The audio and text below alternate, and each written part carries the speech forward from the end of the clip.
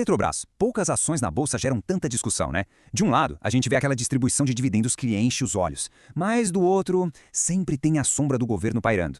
A grande questão é, será que vale a pena mesmo encarar esse risco? É o que a gente vai tentar entender agora.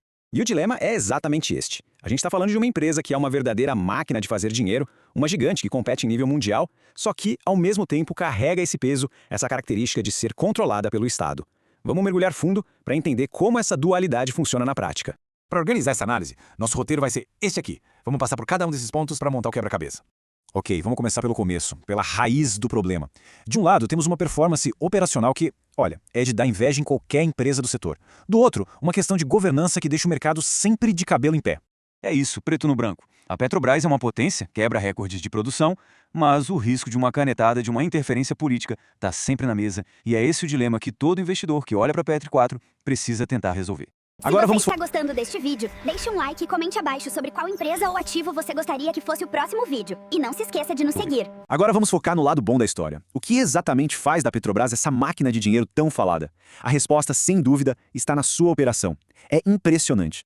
Pensa nesse número, quase 3 milhões de barris de óleo produzidos por dia. Esse foi um recorde histórico que a companhia alcançou, mostrando uma capacidade de produção que é, francamente, gigantesca. E não é só produzir muito, é produzir barato. Custa para a Petrobras apenas $6 para extrair um barril de petróleo lá no pré-sal. $6. Isso coloca a empresa entre as produtoras de menor custo do mundo. Num cenário global tão instável, ter esse trunfo na mão é uma vantagem competitiva absurda. 175%. Sabe o que isso significa? Que para cada barril de petróleo que a Petrobras tirou do chão, ela conseguiu adicionar quase 2 novos barris em reservas para o futuro. É como se um fazendeiro colhesse uma saca de soja e, ao mesmo tempo, garantisse quase 2 sacas para a colheita do ano que vem. É a sustentabilidade da produção. E é importante entender que isso não é sorte, de jeito nenhum. É uma combinação muito poderosa de fatores. Uma geologia que é um presente da natureza, uma escala de produção brutal, com campos gigantescos e, claro, muita tecnologia de ponta desenvolvida dentro de casa.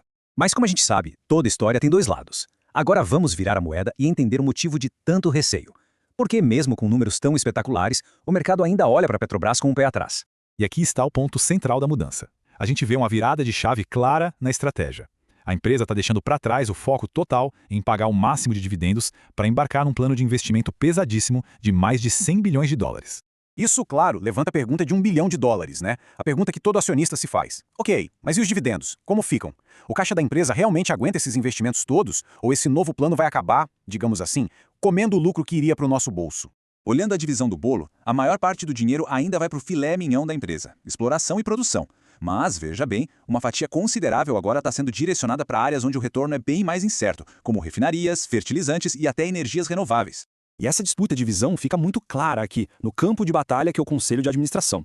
De um lado, nomes ligados ao governo pensando no desenvolvimento do país. Do outro, representantes dos acionistas minoritários que têm um foco muito claro, maximizar o retorno do capital investido. É um cabo de guerra constante.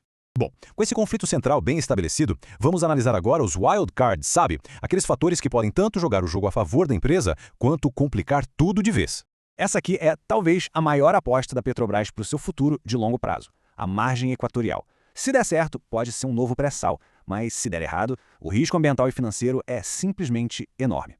Então, de um lado da balança, temos o que pode fazer a ação decolar, sucesso lá na margem equatorial, uma aceleração da produção em Búzios, e do outro lado, os grandes riscos, o preço do petróleo despencar, o governo forçar investimentos ruins e, o fantasma de sempre, a intervenção nos preços da gasolina e do diesel.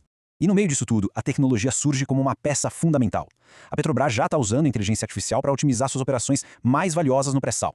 Na prática, isso quer dizer cortar custos, acelerar projetos e tornar uma operação que já é super lucrativa ainda mais eficiente. Certo, depois de colocar na balança essa máquina de dinheiro de um lado e a sombra do Estado do outro, qual é o veredito? Onde a gente chega? A conclusão não é um simples compre ou venda.